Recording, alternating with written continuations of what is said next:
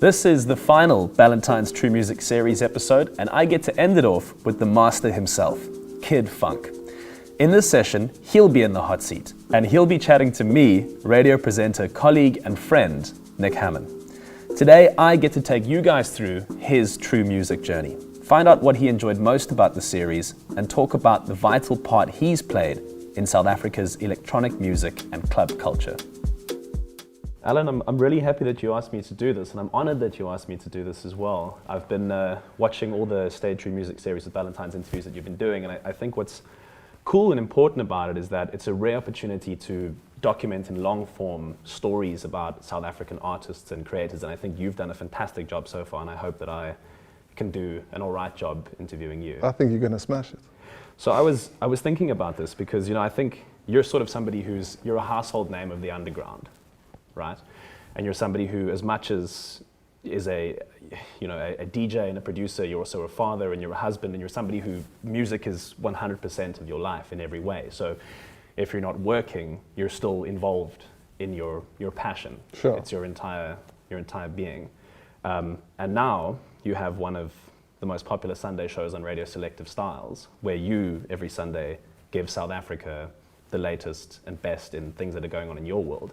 But I think the original Selective Styles was back in the 70s with your father when he would put together mixtapes on a Sunday. 100%. Tell me about that. Tell me about those early days and the kind of music that he was into.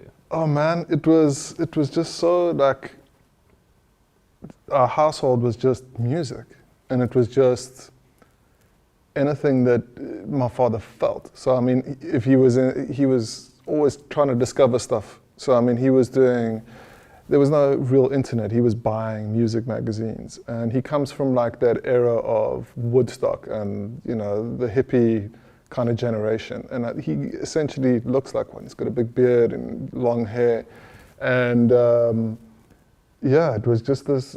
My first recollection of real something that touched me was Michael Jackson when he got Michael Jackson's album Thriller, and I was 6 or 7 at the time. That really like made an impact on me. That was like something I could feel. And me and him had this connection musically because he was always bringing music home. And we landed up probably in my early teens going to CD Warehouse in Mutual Square in Rosebank. It was the biggest store that brought in imported CDs. And this place was a buzz, it was a vibe. And we would go, that would be our Sunday trip. So we lived in the West Rand, and we'd drive like an hour to Rosebank. And we'd go in, and he was trying to find and explore and, hear music. And I was on my own journey. And he tried to influence me. Obviously there was a lot of music that he really liked that I took to. Probably the biggest artist from there is John Martin, that's like folk but very electronic. And then he got a compilation called Rebirth of Cool. I'm not sure if you remember Rebirth of Cool. Rebirth of Cool came out later. That was like in the 90s, wasn't it? Yeah, early 90s, but it really felt like things musically it kind of made sense to me. It was like, this is what I want to do. I was just a fan. I was just like, I just dig music. So I was like, anything that really moved me. I got properly into Alice Cooper, like crazy into Alice Cooper, which you wouldn't really say when I was. No. Exactly. I mean, I had posters, I had his videos, I had everything. But when Rebirth of Cool came out, it was a compilation that had various styles on it, but it all sounded similar, or it all had like the same emotion, if you will. And it was all jazzy, and it was all quite future. So you had people like DJ Crush next to Beastie Boys, next to Saint Germain, next to some drum and bass. And I was like, this makes sense to me. This is what I want to do. And then I really started digging and exploring more of the artists that were coming out of those compilations. So I was getting like early DJ Vadim albums on his label Jazz Fudge, and like really experimental stuff from that era. Guys like Mo Wax, Ninja Tune, all that sort of stuff. Still my favorites. I mean, that for me is the foundation of Kid Fonque, is exactly those labels. Ninja Tune, Mo Wax were kind of huge in the UK for experimental electronic music. And it wasn't one tempo. It was always quite, when I started DJing, it took me a while to kind of like find my feet because I was into all this weird stuff, if you will, and everyone else was into like techno or house. Whitehorse, the club was very, very big in my college, and you'd go there and it was just house music. So you could just pick a house record from there and a house record from there and it would work. Whereas with what I was into, you had to really think about it because the tempos were so different. It was just, I liked the music. So it took me a little bit longer to try and get the DJing thing right with what I liked. Do you remember when you were at Roodepoort College? Yes. There was a radio station at the college. Yes. You managed to get some sort of a lunchtime slot there, and that was sort of... That's where the DJing started. I mean, for me, I was just a music fan. I was just crazy into music. And then I went to Roodepoort College and landed up, like you said, being on there was a week schedule. So every single day, Monday to Friday, there was a DJ and a genre. So like Rob would do Monday, that was techno. John would do Tuesday, that was house. And I got a slot, and I was playing the maddest music to these kids. I mean, they'd never heard anything like it. The thing is, you weren't mixing. You were just playing tunes, because they would have a CD player. You remember the old CD players with the little pitch controls on the top? Yes, that's pretty much all you can do, though. Exactly, and 2 faders. So that was my first experience with something that was kind of built for DJs. It was a CD player underneath. So I wasn't mixing, I was just kind of playing songs. But it was all about collecting those songs. So I was constantly working, saving money, buying music. And then I became so obsessed with it, I was like, the next step is to get onto vinyl. Because with vinyl at that time, you could actually DJ. Because the pitch was much bigger. And every other DJ, that was their format. You couldn't DJ seriously or be taken seriously if you're just pressing play on CD players. And that sent me overseas to just go get my first box of vinyl. And that would have been about, I would imagine, sort of late 90s, 96, 97, around 97, that time. Yeah. You went to Brighton in the UK. You were there for a year. You went there to work and you went there to collect records, basically. 100%. Tell me about that time in your life. Well, I mean, the record stores in South Africa, me and my friends were very committed to buying music. So every single weekend or every single time we had money, we would go and buy records just so that we could DJ. But every time I went to these places, they never had what I liked. It was always what Tim White or Vinny was bringing, or G-Force. These are the guys that were bringing the music in. Not that they had bad taste, it's just my taste was different. And I was really, really committed to like the music I liked. And I knew that there was this big scene in the UK, at least from what I'd been seeing. And in my head, I'd like imagined this massive scene of like beat music, trip hop, Mowax, whatever you want. And I went over and bought back my first case of music that I genuinely liked. You know, the difference is if someone had to bring in DJ Shadow, it would land up in the sales bin. And just to fast forward a bit, they actually got to a time where I was buying records where we would not buy a specific record knowing that it would go into the sale bin and then buy it then, just because of my music taste. But I think that was the kind of change for me, was going overseas, making sure I bought what I liked, learning how to DJ somewhat, coming back, and then it felt like I was being taken seriously. Because I could actually do the DJ. I could actually put a record on and mix another record of music that I really liked. But I imagine at the time, I mean, like, still being in the West Rand of Johannesburg, when you come back, there was a lot of, like, techno was the big thing back then. And it was really important, especially if you were like heavy into the scene, to be a purist. You play techno, that's what you do. So you're coming back now with all these different influences. You must have found it quite hard to fit in, because most people would have said to you, you can't do that. You can't play a set with more than one genre. I got told that many times. And it was slightly confusing. But then as my journey through life carried on, I found DJs, big DJs overseas, that were doing exactly what I wanted to do. And it was kind of like no rules. And for me, that was kind of like the confirming factor that you can. There are no rules. You don't have to just be like, just play techno, just play house. I think once I found that out, once I discovered Giles Peterson, it was just like, okay, it's totally cool to actually pick a song that's great and play that over picking a song that works. I think there's a really big difference. And that became my focus from there on. And fortunately, with the people that I surrounded myself with, it led to my first residency, 206, where it was the essential start for Kid Funk to do what he wants. And we had a dance floor, and we had like a committed weekly DJ kind of setup that we would go and do exactly what we wanted to do and represent what we liked. I don't know too much about 206. Like, I think, you know, maybe I'm giving my age away here, but you're not as young as you look. Thank you. But I do know that every DJ that wants to become any good at what they do has to get a residency and cut their teeth. And I know that 206 was that for you. I know that you had a yeah. Tuesday thing there. Yeah.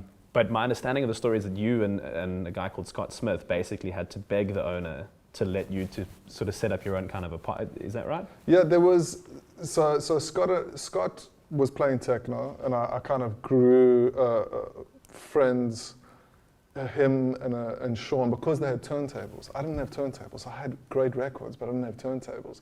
So I found these guys that had turntables, and they were playing techno, and I ended up spending a lot of time with them because I could get access to their decks and do my thing. And we became friends, and Scott saw my record collection, and for the first time he was like, oh my word, this music's amazing, we can't find it here. And it was, he became very interested in it. And how it happened was, there was a guy in my life, Donovan. He was just he is a really enthusiastic character. And 206, he knew the owner, I knew the owner, I think everyone knew who Alan from 206 was. And he just forced us in there. Donovan, if it wasn't for Donovan, I wouldn't have had the residency. And he was like, listen, what we'll do is we'll bring Alan and Scott Smith. They'll bring the speakers, they'll bring the turntables, they'll bring their records, they'll bring everything, they'll set up at the back. Let's see how it goes. And we did that. Scott, I didn't have a car, so Scott was living in kind of Randburg area, and he was driving away from 206 to pick me up. Then drive all the way to 206, which is in Louisburg, so maybe that's an hour drive. Get there, we had home stereo stuff, so it was like speakers, cables, turntables, set everything up, and then we'd play the whole night. And we had a very much a theme, so you like start, chilled, trip hop, build it up, and we would kind of bounce between us, and also constantly collecting music so that we could have something new to play every single week. And it got to the point where I had a job working at a music retail store, Look and Listen, and I was like, this is too much. Like, I can't do that. I wasn't getting paid. I can't do this DJing thing till like 4 in the morning and then come to work. And so maybe about 2 months into it, I said to the owner, listen, can we do this every second Tuesday? And he said to me, no, I'm going to get you nice sound. You're just going to have to bring your records and I'll pay you. And I was like, you can get paid to do what you love? This is insane. And that's what changed it for me. Then I was committed, and it was like 3-4 years of my life. Scott landed up moving on. And Troy Lilly, Troy's been a very big part of my life. He worked at Sugar Tracks, which was before Soul Candy. And he worked at the record section, selling records. And we became very good friends, and he landed up doing the residency with me for about 2 years. And we really connected musically, because he was bringing in all the weird stuff, because he was working at a record store and he was producing it. And we were essentially doing what we wanted. It was kind of the beginning of broken beat and new jazz. And we were really on top of that scene, really excited about it, and we would rep that. I mean, we were playing to, couldn't have been more than 50 people every Tuesday.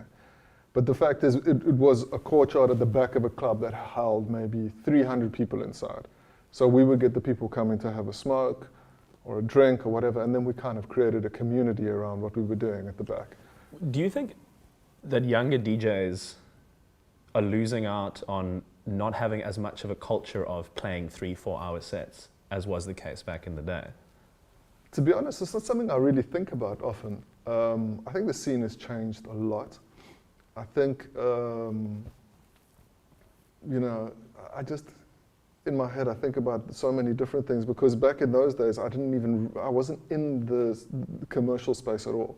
So all I had was my view, and it was about what I liked. But whereas I know a lot of the commercial guys here in the scene, just kind of, they're in my space, very, very cool people, but it's definitely different how they come up to mine. Theirs is all about playing songs that work for a dance floor. Whereas for me, I come from the background of you break something and that's what makes you a DJ. And I don't think there's either a wrong or right, I just think it's what works for you. And I've come from that culture of trying to find or trying to get something amazing and play it for people for the first time. And that to me has always been what a DJ stands for. But like I said, probably in those days, there were DJs that had to play stuff that was playing on radio and get everyone revved up. But it's just my viewpoint. And that's kind of how I've stuck to, or how I've been.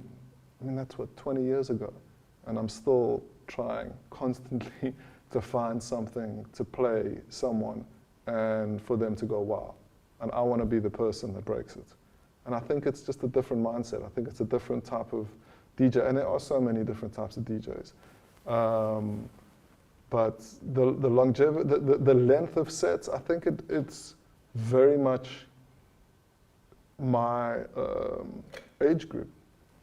I speak to Vinny, or I speak to Christos, or I speak to the guys who are kind of like a generation ahead of me, and more than happy to play 3-4 hour sets. Still, to this day. I mean, Vinny's over 50, if I'm not mistaken. He often says like 1 hour sets must fall. But I know so many DJs would play 5-6 hour, 1 hour sets over a weekend. And I get booked for them myself. But you don't really get to explore a DJ's knowledge or a DJ's expression in a way. And I think that's what a DJ should be through 1 hour. I think times have changed. They have. Indeed. But at the same time, you've remained uncompromised. And I think that that's a rare thing in today's world. And I would imagine, well, I don't know, because I'm not in your mind, but I would imagine for somebody like you, that has to be very, very close to who you are as a person, because we live in a world where it's very easy to be tempted to do things that you know are not necessarily in the best interest of what you think is right for you. And I wonder if you feel like that's still something you have to constantly challenge within yourself to make sure that you're doing Kid Funk and not something that would maybe be a shortcut somewhere else. I think you've hit it on the head. It's a constant thing for me. And I think it's not a thing that I have to like wake up in the morning and I'm like, am I being true to me? It's just, it's an integrity thing. And I think my life has taken a journey that I wanted it to take, and it's not been easy for most of the part, but it's got me to where I am. And I mean, I still pinch myself that I have a radio show on national radio doing what I want. Not what I've been told, but doing what I want, which is very rare in this country, to be honest. Yeah. I think it's very, very much a thing in Europe, a little bit in the States, but to have like tastemakers, like people that have been through and have kind of got their little badge of kind of being in a scene or having the knowledge that they do. So for me, I can't sleep at night if something doesn't sit well with me. So I always go with what really fits. Do you know what I mean? And I think because I've been doing it for so long, if I do something that doesn't feel right, you can tell straight away. And I think the thing that comes up weekly is because I have a weekly radio show, is I really like interviewing people on my show, and I really like bringing a kind of knowledge or a type of, like you're going to discover something and I'm going to show it to you on my show. But if I'm always asking, like, do I know someone well enough to bring them on my show? So I always find like sometimes there's pressure of like, you've got to have this guy on your show, you've got to have that guy. And if I don't resonate with their music, I generally don't have them on my show because you'll tell in 5 seconds flat that I actually don't know what I'm talking about. And I prefer to just keep things comfortable. And if I do know what I'm talking about, generally what comes out is a great show, which I'm happy with. And I haven't got to a position where I don't know what I'm not really keen on having someone on the show. But if I did, I'm telling you, it would fall on its ass. I wanted to ask you about your days at Soul Candy. Yes. Because I know, you know, we've spoken about all these different influences and genres being a big part of your life, but I mean, Soul Candy, the time that you were there, that's primarily a house label. I mean, that's like the South African House Authority. What was your level of understanding of house music at the time that you got there? I mean, was that your education? I mean, I think Brett Jackson was the guy, yes. Icon, legend, who 100%. He passed away, and that's essentially how you came to have the job, right? Sure. Maybe with the context of him and why he's important, you can explain to me sort of how that developed or deepened your understanding of SA house music. Well, I was in the same building. So I was sales manager, right, for what was called Boomerang Music, which was essentially the distribution house for Soul Candy, and then landed up becoming the distribution house for a lot of artists that wanted to go independent. Kent being one. There was a release from Black Hole, 80 Seconds, a big 80 Seconds, or I forget the name of the song, massive tune. Landed up becoming Soul Candy distribution, so it combined. So we're all under one roof. So you have Brett Jackson, Ricardo da Costa, A&R team, Tulani the Warrior, Andrew Cross, Harel Salka, all in this office, like picking up the hits and putting our compilations on Soul Candy. Then you have me downstairs in this massive warehouse, taking the product and taking it out to the streets. And I did that for years and years. And how I got the job was I worked for a Cape Town-based company called Curse Music. They were bringing in everything I loved. So everything that was really, really cool at the time, from labels like K7, Raw Fusion, the list goes on, Thievery Corporation, 18th Street Lounge, G-Stone, everything I loved about music, these guys were doing. And this was Curse Music. We were bringing it into South Africa and selling it onto retail. I was heading up Johannesburg. So Harel and Sergio, who were at Soul Candy, always kept an eye on me because I was selling them records. So occasionally we'd get a record that would do really well at Soul Candy, and I'd sell it to Harel. And he kept an eye. He was like, listen, I want you to come move to Soul Candy to do sales, just like you are. And I was like, but guy, listen, you guys don't do anything I like. And they said, well, bring the stuff that you like, let's make it work. And I moved over, and things moved on, and I landed up selling Soul Candy music. And I was still, again, never really into the house stuff. I liked it, and I was playing 115 at the time, which was a house club, but I'd always mix things up, so it'd be house and a bit of Latin, some broken beats that I was really into. But I wasn't like as into it as Brett Jackson and Ricardo. That was their life. I mean, if you look at the legacy that Brett's left behind, he's a producer, incredible DJ. He was DJing overseas at the time, which was a thing. He was kind of the right person for the job of A&R at Soul Candy. Then he got cancer, and he passed away, unfortunately, and everyone was like, who's the next guy gonna be? And I think my work ethic was what they really liked, regardless of what my music taste was. And they were like, we want you to do it. And I'm like, but I'm not really I'm not Brett. And I'm not trying to be Brett. You can't be Brett. Brett was like perfect for the job. I'm like, I'm still gonna be me, but this is obviously the right step for my career. I'm gonna learn how to run a record label. And I did for 3 or 4 years, and I landed up putting together A&Ring and working with some of the best in the country. DJ Fresh, Euphonic. I had a lot to do with Julian Gomes' Love Song 28, which was kind of like what broke him. I did G Family's album prior to that. Worked with Lula Cafe, worked with Ganyani, worked with, it did feel like a lot at the time because, like I said, I wasn't a purist at all of the scene, and I was learning as I was going.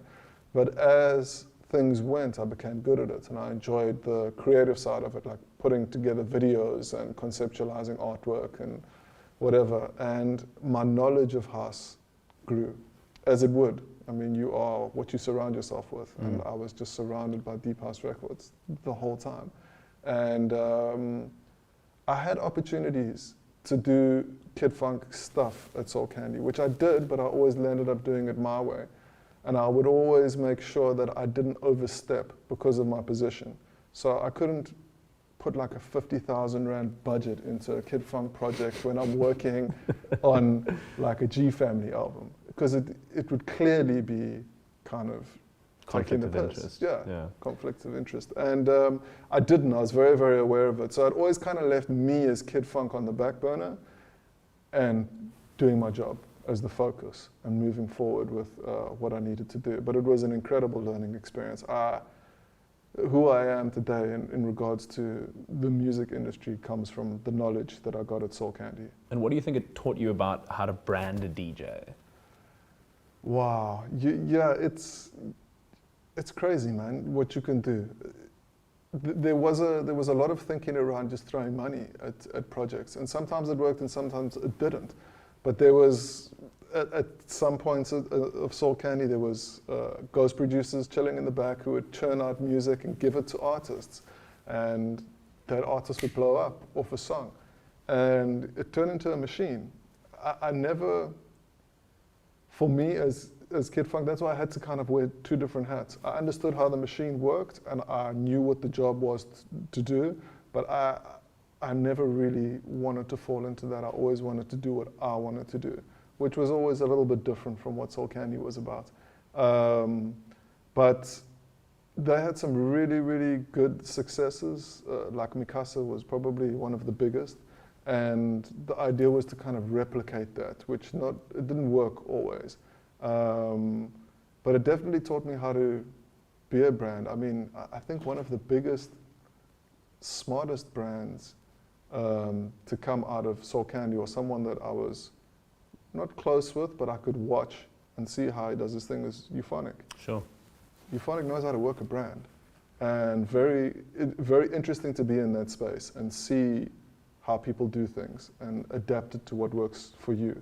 By no means at all am I even close to Euphonic, but interesting. And again, what they've done with Mikasa and a number of other brands.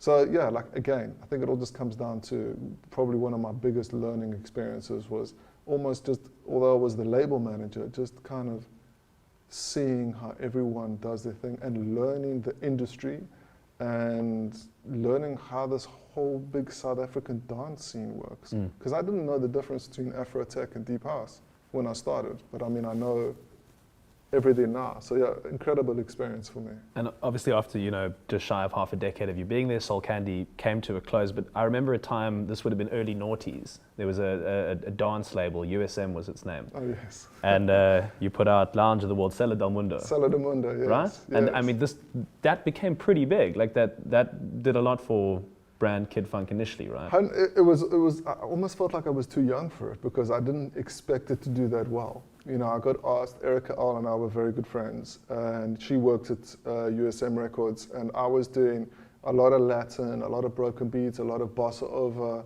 new jazz type music, and I was able to bridge tempos very, very cleverly, and I would work out sets at home and like kind of focus on like an hour of like just an incredible journey and make it flawless. And Erica was like, I want you to release an album with USM. And USM was known for releasing deep house CDs. Right. I mean, they broke Ryan Dent. I remember working in retail with the Ryan Dent. That was their first album that came out. That thing sold out in a day. And they hadn't licensed half the songs. So there was this whole kind of controversial issue around USM. Nonetheless, I thought it was a bit of taking a chance for me to do what I really want to do. And I did, and to this day, I still get people like your Sella del Mundo albums on USM were like the best things I've ever heard in my life, and they were so different from anything that ever came out. But didn't it also complicate your life a little bit as well? Because I remember stories about you would go and you'd play at places like in the north of the country, and they'd be expecting a certain thing, and you'd come with your understanding of what you were doing, and then that kind of put you in a bit of a space where you had to carefully work out who you were as a brand, right? Yeah. Or as a sound. Yeah, I think there was a time where I was going home and saying to my wife, like, if this is what DJing is going to be like, I'm done. I don't want to do this anymore. Because I was going to these clubs that play commercial music. I just released an album, so my profile had gone up. I mean, it was album of the week in FHM. I'll never forget, because that was like a thing, dude, to have like a full page spread. So I think these guys in Santon were going album of the week, not even hearing the album, and booking me. So they didn't really have an understanding as to what I represented. And of course, I would come and do what I do. And then I'd land up with like bodybuilders around me while I'm DJing, asking me if like I'm going to play something they could dance to. And it was just terribly uncomfortable. And I'd never walk out of a gig feeling great. And I was just like, I can't do this anymore. I can't put myself in situations where I'm being forced to do something that I don't represent. And then I discovered Kitcheners. That to me was the beginning of what I genuinely, really, really wanted to do. And it started off a 7-year residency. I just completed another album with Soul Candy called Two Sides of the Beat. I was getting booked at Kitcheners. It's the small, second oldest bar in Johannesburg. You're right, yeah. And I was getting bookings to do what I wanted, but then I launched my album Two Sides of the Beat there, and we killed it. We did really, really well. People came for me to do what I wanted to do. And obviously in that space I could do an extended set, so I could do 5 hours and just go and do what I wanted to do and start at 80 BPM and go on a journey. And people wanted to experience that. And once I discovered that that's what you could do in that space, I started a monthly residency, 7 years, I think last year. I called it quits, but that really, really gave me a home to do exactly what I wanted to do without like the threat of getting moord outside the club because you weren't playing the right music. People were coming to hear what you had to showcase. And I suppose that kept me DJing. You know, if it wasn't for Kitcheners, I probably would have thrown in the towel a while ago. So yeah, for me, it's always just been about finding those spaces that you can express yourself properly. And to sort of just halfway through all of that, I mean, there was also the time you and Julian Gomes obviously had Stay True Sounds together. I mean, this was a project right after Soul Candy that you kind of opened up, and you were doing, I suppose, like electro soul music primarily. A lot of good stuff came out of that. I still have Stay True Sounds. It's my little baby. Julian and I had always discussed that we'd grown very fond of each other, working through his Love Song 28 project and working on G Family. And we always said we'd like to work with each other at some capacity, but obviously I couldn't because I was employed by Soul Candy. And then when Soul Candy moved on and I got retrenched, he was the first person I called. I was like, dude, this is our calling. Like, let's do this. And he agreed. And we opened up Stay True Sounds. And yeah, man, it was an absolute, still is an absolute journey. Like, the main thing, it's incredible that, you know, when you put things out there, how things kind of come to you if it's the right decision. And as soon as we decided to do it, we just got the most incredible music ever. I mean, Bruce Loco was the first release. And if you look at where Bruce is now in his career, he's releasing music on Free Range overseas. He's doing stuff with And Me and kind of music. He's really, really like kicked off and discovering FKA Mash and CO. And, you know, we were just in this really beautiful space of unleashing all these hidden talents that we couldn't, I could never release the music at Soul Candy that we are releasing on Stay True Sounds because it's not hit driven, it's music driven. So it's always been music first. And Julian and I did this together for, I think, over a year. And we just two creatives and just kind of kept butting heads, and he decided it would be best if he moved on, and I carried on with the label, which we both agreed to. And I mean, Julian and I are still very, very close. He runs his own label now and does things how he needs to. But I think being in the position that I'm in, where I have kind of a radio show, speaking to people on a national level, being a DJ, being of influence in the music scene, I think it's the only thing to do is have a record label to actually keep discovering, keep giving people a platform to put their music out on, and kind of, yeah, it just makes sense, man. For me, it's the next step from Soul Candy, to just genuinely do exactly what I want to do and release exactly what I feel. Do you feel a sense of accomplishment over the fact that you now have people that you can mentor who are aspiring to be more in the space that you've created, considering also the fact that when you started out, there was nobody? Yeah, it's a funny thing. I feel like some of the kids I'm working with these days are just clued up, man. Like, they're just so committed to what they're doing that they, like, when I started off, I was just a pothead, like, passionate about music. I mean, that's the truth. That's how it started. Whereas these kids are just like so clued up, like so focused, so I know exactly what they want to do. Yes, I license their music. Yes, I can represent them and obviously give them a platform if it makes sense on the radio show, and, you know, do cool things with Ballantines with most of these artists.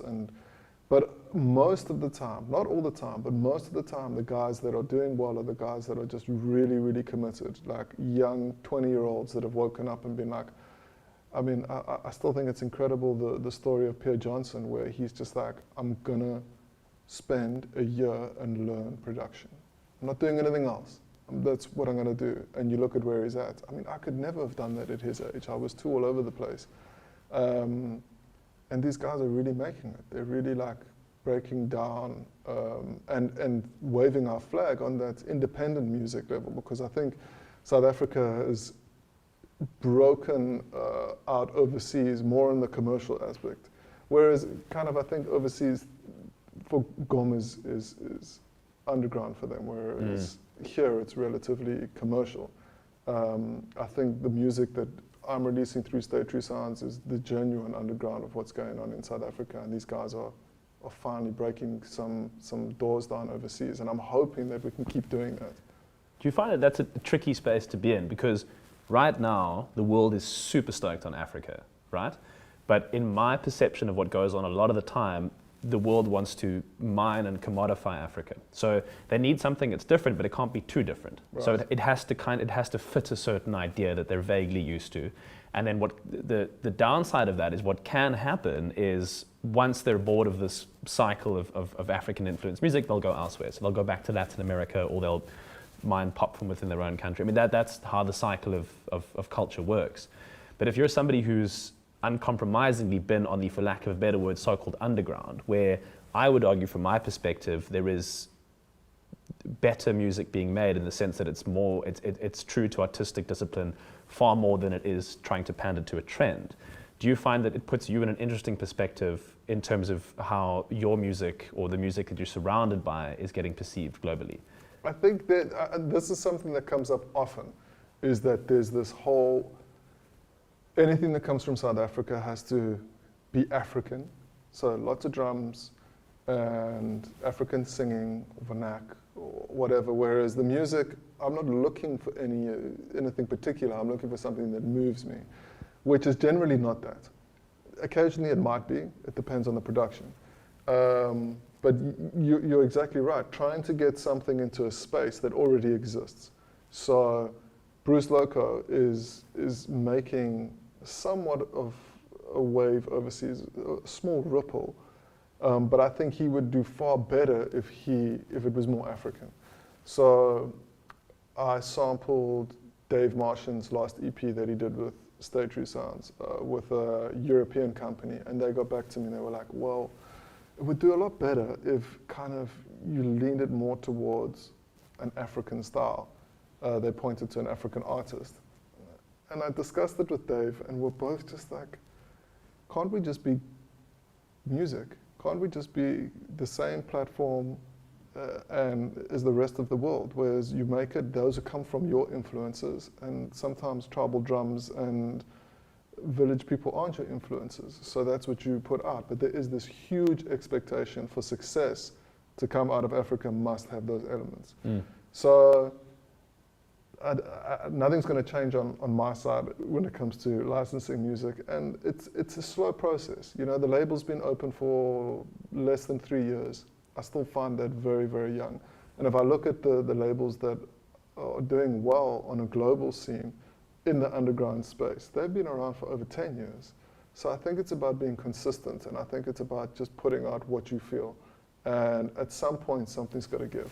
You know what I mean? You've also got Reckless on that label as well with D Malice. Yeah, Reckless actually isn't signed to State True Science. No, we signed that project to a UK label, R2. Reckless comes from a relationship that I have with a dear friend in the UK. His name is D Malice. He had a massive garage tune 5-6 years ago. It was kind of a refix of Gabriel, DJ Spen track, which kind of, he was the man. He was the dude overseas. And he discovered Afro house music that was coming out of South Africa. And I discovered him through a friend at Soul Candy, and we got to know each other and then hung out at Amsterdam dance events and became very, very close friends. And we'd always been trying to produce together. And we have a deep love for 90s hip hop and soul. And we decided to do a project called Reckless, RKLS. To be honest, I don't think it's popped or done. There's probably like 4 people in the world that really like it. But I quite like it. I think it's quite good. But it's something that we had to do. It was just in us. And you know, we got it pressed up on vinyl overseas. It landed up in some like best of lists in the States, which is really, really cool. I can't say it kind of shifted mountains or changed anything for me, but it was definitely just something that we had to put out. And I'm very proud of that project. It's got incredible MCs from the States. It's got Kev Brown, it's got a CEO on there, you know, just the beginning of these guys' careers as well. Mello B. Jones, Dave Martian. I'm super proud of that project. I mean, because you're going abroad at least once a year, right? And you're playing in the UK, and I know you do some stuff in Switzerland as well. And how do you find you're perceived there over, on the other side of the world? I think it's growing. It's something you've got to constantly keep at. And I think production is the key. People are not going to have you over just a DJ. You know, everyone's a DJ. So I think if you really want to make an impact, you've got to produce. And I had some success with a tune that I produced by myself called Two Sides, which I took a massive sample. It wasn't even a sample. I just took Theo Parrish's interview from he was chatting to some guys on this DVD in Germany called Slices. And I really resonated with what he's talking about. And he's essentially saying, like, you know, are you picking tunes to play next to each other? Because you're going to pick average tunes, or you're picking tunes because they're great. And that got picked up by a couple of my peers overseas. And that kind of helped me kind of with gigs and more familiar around my name. But I have my debut album, which I've finally finished putting together, and that comes out this Friday. But I used the PR company in the UK to send it out, and the feedback from the people that I grew up with, I mean, these are people that I would completely, Jazz Nova, Giles Peterson, Rainer Truby, like really the people that influenced me, and now they're giving me 5 out of 5 for my album, or, you know, superb album is just, like, I can die now. It's going to be very interesting to see how the record does in South Africa, because a lot of people associate me with Deep House, and it's not a Deep House record. It has Deep House on it, but it's It's a musical record. Mm. And I think the older generation really get that. You know, I bumped into DJ Christos last week at a movie preview, that Raven Resistance thing. And he had heard the album that morning. He had got the promo, and he came up to me and he's like, man, amazing album. Like, he really, really understood. And I think that comes, I'm assuming it comes with a little bit of age, because what I'm seeing is the youth just are kind of like one-dimensional. Just, it's got to be house. Give me a house record, or it's got to be hip-hop. You can't have a bunch of your influences in one sound. And that's how I always grew up. I always grew up listening to, if you were a very big DJ and you released an album, you released an album of what influenced you. You didn't just release an album of like 12 techno tunes. Do you know what I mean? So that kind of influence came through very much in putting the album together. So I'm interested to see how the record does locally, and to see if it kind of helps me a little bit more overseas, because I think I'd really like to, I know I'd really like to break through overseas. It's a myriad of influences, and it's quite cool because they flow really nicely within each other, but it's also quite unexpected because it's your own history. I mean, there's some songs on there that are straight up like Latin bossa, basically, just with a bit more electronic production underneath them. And as somebody who comes from the jazz background, like, that's really cool. And then there's amazing hip hop, and there is stuff that tends more to the housey kind of space, I suppose, within it. I really dug, it sort of opens up, and there's this, there's this, I don't know if it's a speech or if it's from an interview, but it's Zion talking. Yes. And he speaks about everything that you were just talking about now, basically like how it fits into the world, and the idea that it doesn't have to follow, and why should music fit into somebody else's idea of rules? It should be a personal expression, and I thought that was really 100%. Beautiful. And that was so important for me to be the first song, because that kind of leads you into the album of like, this is not trying to be anything else but my experience. And I think that's also one of the things we discuss a lot on my radio show when it comes to artists, is like, there's two types of producers, and I've been on the side of both, or been involved somewhat. Is you get the producers that get into a studio and go, right, how are we going to make money? So how are we going to make a hit? So what is radio into at the moment? How do we work that, and how do we get into that pipeline? Then you get guys who go into a studio and think about nothing else but their experience and how you can put that out through your craft. And I was literally last week with someone who's very big in the radio space. Their music gets played a lot on radio. And he was playing me his music, and I was like, well, check out my record. Like, I don't think you're going to find a radio hit on there, because I didn't go into the production process with that thinking. It's just about my experience. So very, very nervous and excited to see how it's received. But at the end of the day, that's what art is. You just have to put out what you feel, and hopefully you can make an impact. And the interludes are beautiful as well. Sio, the singer, songwriter, poet. Sio smashed it, man. There's a couple of them that sort of just flow throughout the album. And I suppose those, did you give her topics to write about that you felt were important to express? How did that work? So the album has got so many styles and genres and tempos. I needed something to break it up, or it was just going to be a bit too jarring between songs.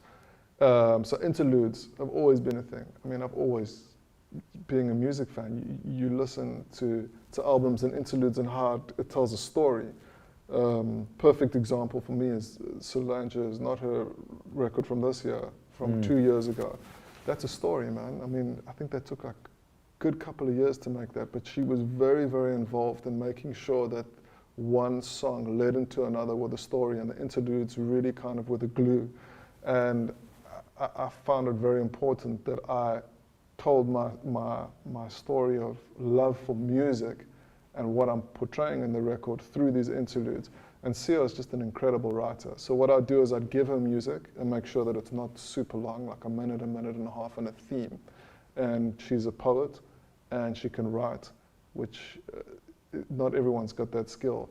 And she killed it, man. First take. I mean, she did In Love, which I won't give away, as an interlude, which is actually on some of the DJ pool results.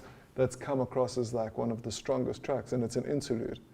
And then she did a spoken word piece about moving to a different beat, so not being conformed to what people expect you to like.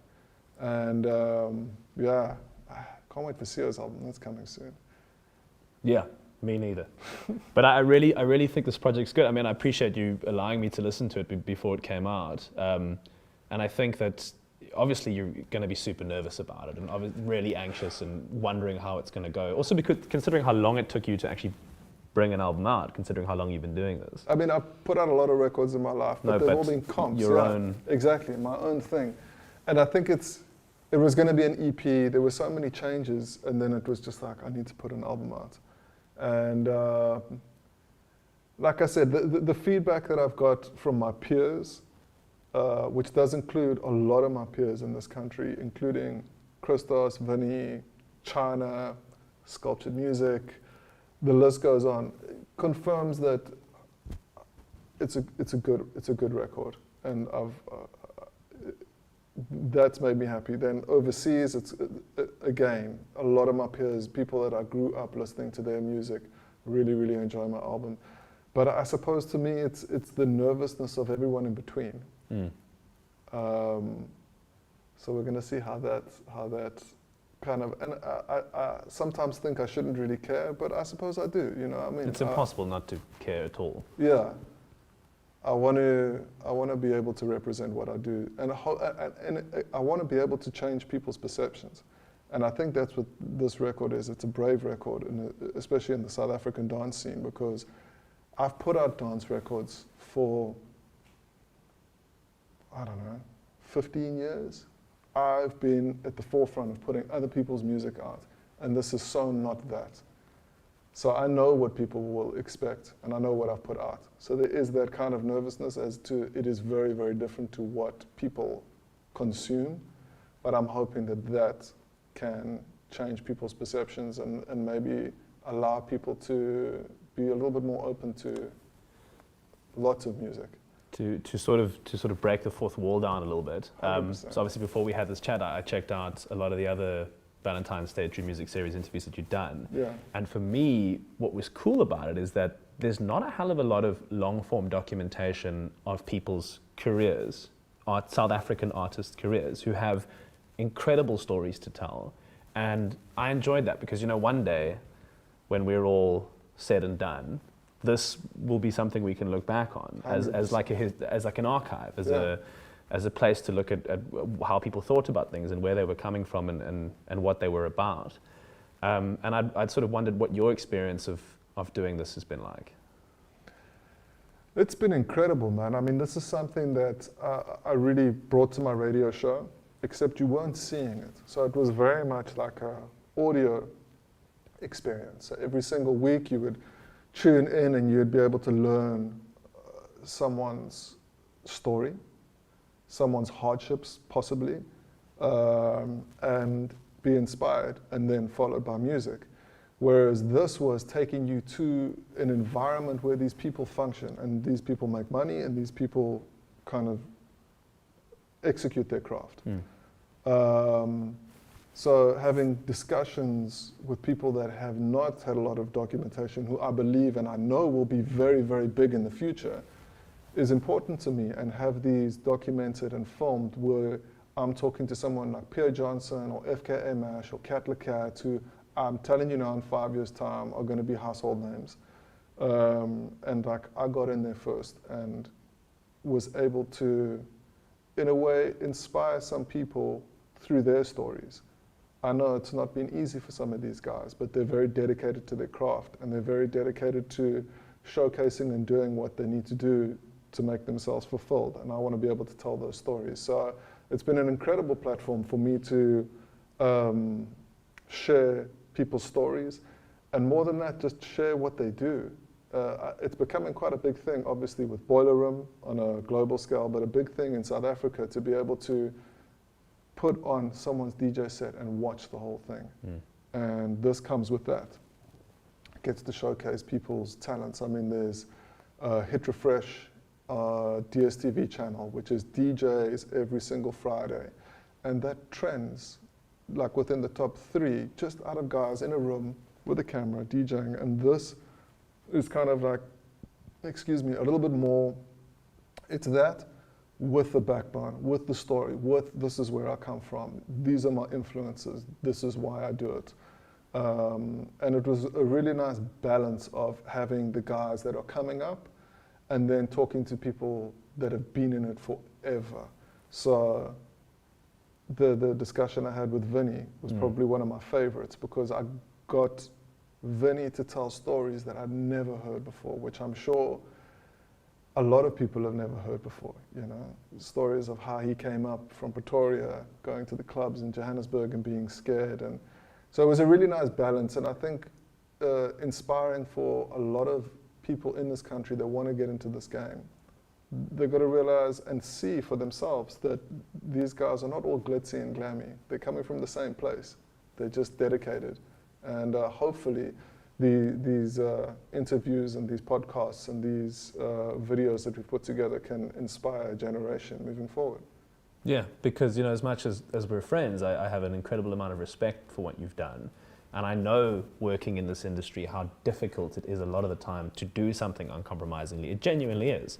There's 1,000 reasons not to, but there's the reward at the end of it that I get to see through a career like yours is obviously something that makes it all worthwhile. So that's why it was fantastic for me to be able to, we speak a lot, but to be able to kind of sort of map out your whole career and get your understanding of why you've done what you've done has been a personal indulgence, but one I think as well that will mean a lot to a lot of people. You were the right person to do it, man. I was, eh? Thank you very much. Thank you, Nick. It's a pleasure. Do we shake hands, or was that going to look bad? Do we shake hands? What do we do? Ah, no. We don't. Oh, we cheers. Of course. Ballantine. So let me tell you the power of this music. It's what I live for. It's a connection. It's positive energy. Ready for the ride? I'll see you in the queue. This sound is worth fighting for. We hear you, people. We're standing up for true music. Not for persons under the age of 18. Enjoy responsibly.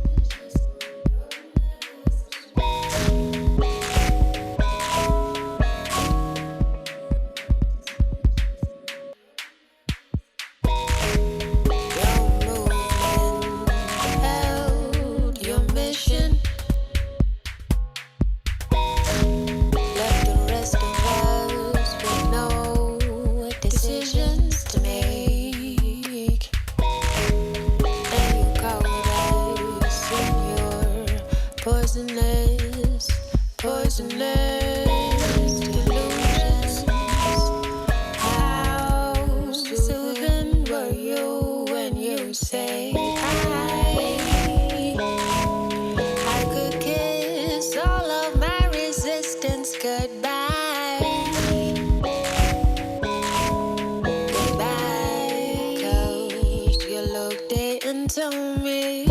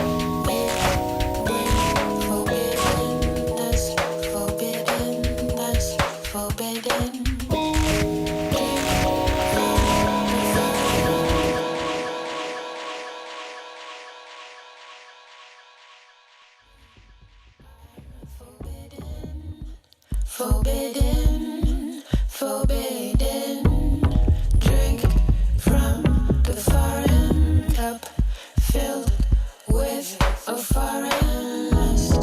You bring forbiddenness, forbiddenness, forbidden.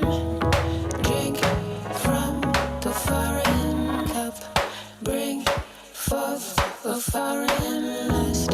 We forbidden, forbidden. Forbidden.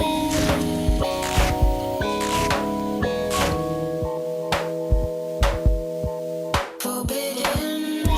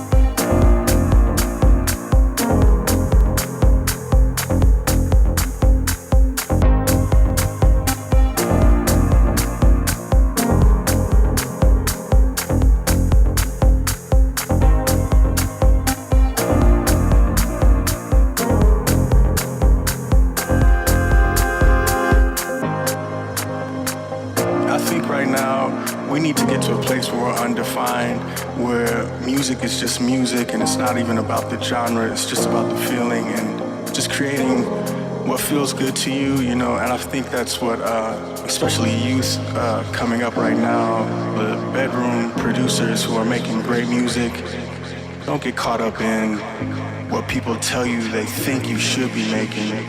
Make what feels good to you. Make what you can go to bed at night and feel good about making, you know. That's what's important. It's not about the title or the genre. It's just about the feeling.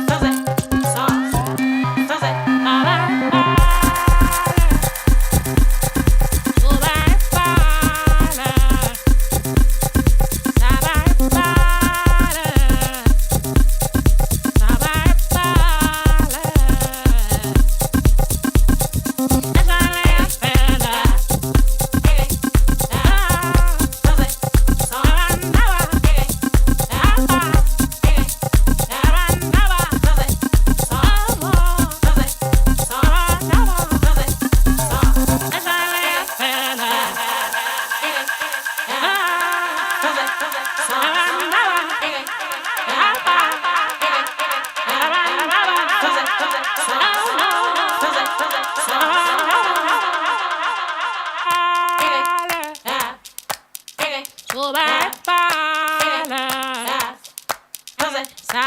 bye.